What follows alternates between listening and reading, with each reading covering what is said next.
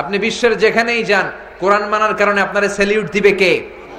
আমি বারাক ওবামার একটা কনফারেন্সে ছিলাম, ওখানে অনেকবার আমার আটকাইছে, কিন্তু পরে ঠিকই স্যালিউট দিয়ে ঢুকাই দিছে। সরাসরি বারাক ওবামা হিলারি ক্লিনটনের আলোচনা শুনেছি। গত বছর আমার প্রোগ্রাম ছিল সিঙ্গাপুরে। সিঙ্গাপুরের ইমিগ্রেশন পুলিশ আমাকে থামিয়ে দিয়েছে, please have a seat to the restroom, একটু বসেন। 10 মিনিট পরে এসে বলে, why have you came to Singapore, for any business maybe, মনে হয় কোনো ব্যবসা করতে আপনি আসছেন। আমি বললাম, no, I just came for sightseeing, to have a look to Singapore, the natural attraction. আমি দেখতে এসেছি কত সুন্দর করে আপনারা সিঙ্গাপুরকে সাজিয়েছেন। ইমিগ্রেশন পুলিশ বলে, may I have a check to your bag sir, আপনার ব্যাগটা কি একটু চেক করতে পারি? আমি বললাম, for sure, why not, please have a look, have a check. Check করা শুরু করলো, পাসপোর্টের পৃষ্ঠা উল্টায় আর তাকায়। Why have you visited so many countries? এত দেশ ঘুরেছেন কেন, এত দেশে যান কেন? বললাম, আমি একজন রিসার্চার, এমব্রায়োলজি নিয়ে আমি গবেষণা করি।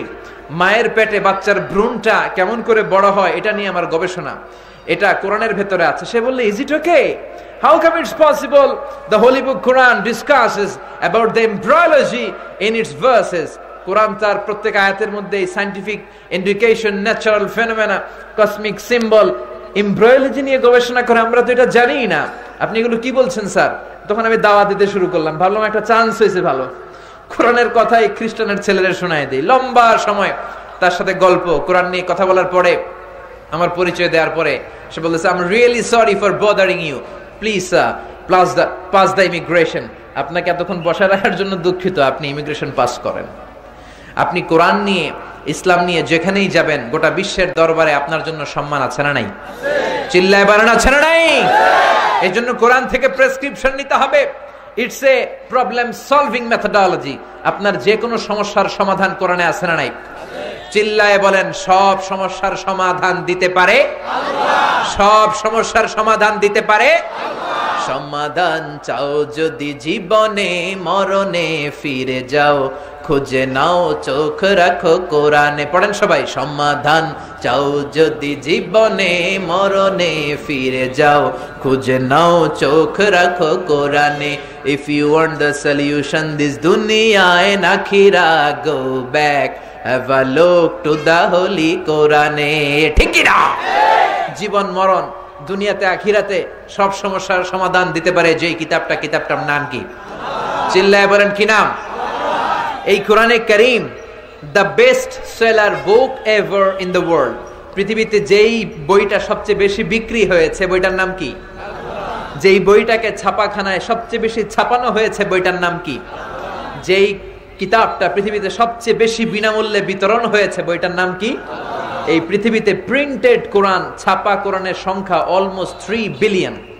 এই পৃথিবীতে 600 কোটি মানুষের বসবাস, আর কোরআন ছাপানো এরকম কোরআনের বই আছে 300 কোটি। সুবহানাল্লাহ পড়বেন না? তার মানে আপনি হিন্দু হন, বৌদ্ধ হন, খ্রিস্টান হন, আস্তিক হন, নাস্তিক হন, প্রত্যেক 2 জন মানুষের জন্য একটা কোরআন আছে না নাই? এই কোরআনের হাফেজ পৃথিবীতে 70 লক্ষ ছাড়িয়েছে গত বছর। সুবহানাল্লাহ বাড়িতে যে চিল্লায় পড়েন আল্লাহু আকবার। এজন্য কোরআন শিক্ষার গুরুত্ব আছে না নাই? ছেলে মেয়েদেরকে হাফেজ বানানোর দরকার আছে না নাই? আমার দেশের হাফেজরা কোনো ইন্টারন্যাশনাল প্ল্যাটফর্মে যদি বসে, তাদেরকে প্রশ্ন করে কোরআন থেকে আটকাতে পারে, এরকম বিচারক আল্লাহর জমিনে পয়দা হয় নাই। আমাদের হাফেজ ফজলে রাব্বি আদেল গোটা বিশ্বব্যাপী হাফেজ হয়েছে। হাফেজ নাজমুস সাকিবের কথা আমি বলি, গোটা বিশ্ব কাঁপিয়ে 1 নাম্বার হাফেজ। হাফেজ তারিকুল ইসলাম নাম্বার 1 হাফেজ। হাফেজ জাকারিয়া গোটা বিশ্ব কাঁপানো হাফেজ। চিল্লায় কোন ঠিক কিনা? এখন গোটা বিশ্ব দরবার এই কোরআনের কারণে আমাদেরকে চিনতে শুরু করেছে। একটা সময় ছিল তখন শুধু আমাদের মিলিটারির জন্য আমাদেরকে চিনত, আমাদের সেনাবাহিনী, আমাদের অহংকার, আমাদের গর্ব।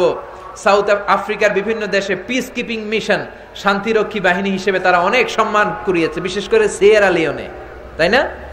সিয়েরা লিওনের ফ্রি টাউনে আমাদের ভাষাকে ওরা নিজেদের ভাষা বলে, সেকেন্ড ভাষা বলে ঘোষণা দিয়েছে। এই সেনাবাহিনীর কারণে আগে বিশ্ব আমাদেরকে চিনত। আমাদের গার্মেন্ট শিল্পের কারণে চিনত, পোশাক শিল্প। আমাদের রাজস্ব আয়ের লায়ন পার্ট, সিংহ ভাগ আসে ওখান থেকে।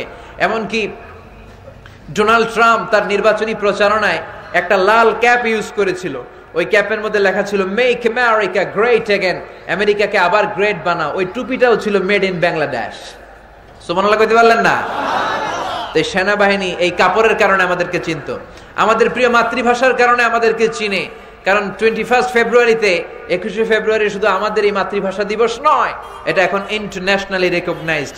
আমাদের টঙ্গীর তুরাগপাড়ার ইস্তেমার কারণে গোটা বিশ্ব আমাদেরকে চিনে, বিশ্ব থেকে লক্ষ লক্ষ লোক আসে, ঠিক কিনা? আবার আমাদের ক্রিকেটের কারণেও চিনে। আমাদের ক্রিকেটাররা যখন ইন্ডিয়াকে বাংলা ওয়াশ করে দেয় তখন 17 কোটি মানুষ খুশি হয়ে যায়, এই কারণেও চিনে। রিসেন্টলি আমাদের হাফেজদের কারণে গোটা বিশ্বের মানুষ আমাদেরকে চিনতে শুরু করেছে। যখন তরিকুল ইসলাম নাম্বার 1 হাফেজ, নাজমুস সাকিব নাম্বার 1 হাফেজ, ফজলে রাব্বি আদেল, হাফেজ জাকারিয়া যখন বিশ্ব সেরা হাফেজ, তখন গোটা বিশ্বে একটা গুঞ্জরণ সৃষ্টি হয়েছে যে আইনা বাংলাদেশ, আইনা বাংলাদেশ। আরবরা বলে কোথায় বাংলাদেশ, কোথায় বাংলাদেশ?